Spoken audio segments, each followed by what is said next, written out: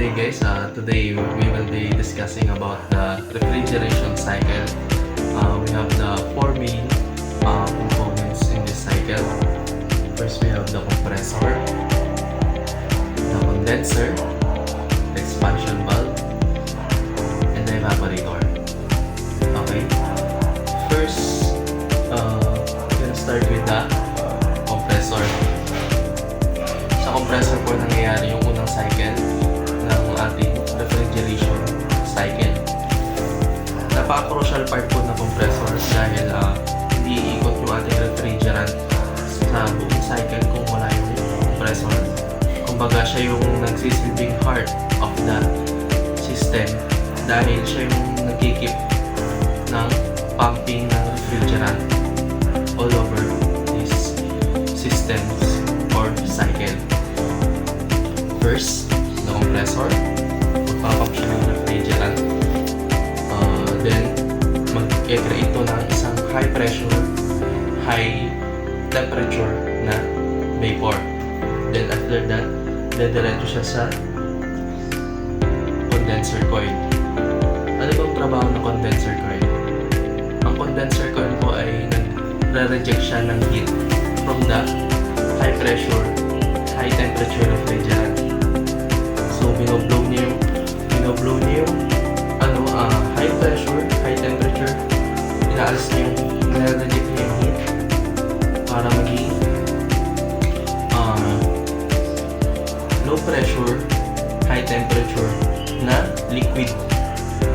Kumbaga yung meron tayo dito sides, isang vapor side, isang liquid side. So dito, pagbaba niya dito, magiging liquid vapor na siya at mawawala na yung high temperature na magiging medium temperature at high pressure liquid refrigerant. So habang matapos niya dumaan sa condenser coil, dadaan siya ng expansion valve. Ito po sa expansion valve, dito pinapababa yung mga pressure ng ating refrigerant. Kumbaga dito ina-adjust lahat ng mga desired natin na lamig. Kumbaga dito siya, yung pressure niya, kumbaga nire-release dito, kumbaga parang bumabagal yung pressure niya. At pagdaan niya dyan, syempre diretso siya ng evaporator. Isa na siyang low temperature, low pressure na refrigerant, liquid refrigerant.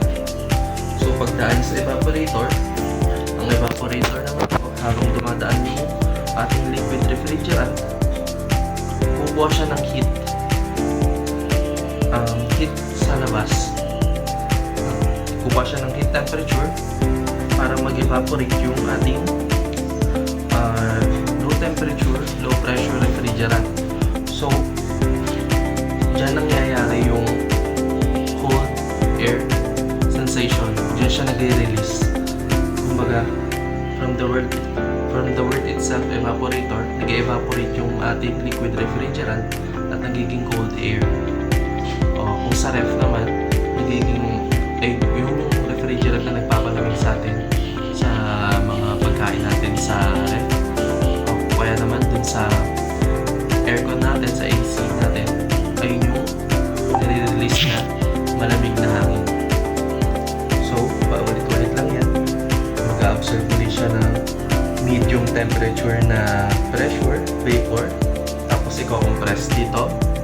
Tapos magiging high temperature, high pressure ulit siya. Tapos i-reject yung heat. Then habang bumababa siya dito, magiging vapor, magiging liquid. Then yung high pressure, low temperature heat, pabababain ulit ang pressure sa expansion valve or yung EXP natin. Then diretso ulit siya sa evaporator. Then the cycle goes on. So ganun lang po ang nangyayari sa isang refrigeration cycle system. Ngayon para hindi na kayo press, rejects heat, lowers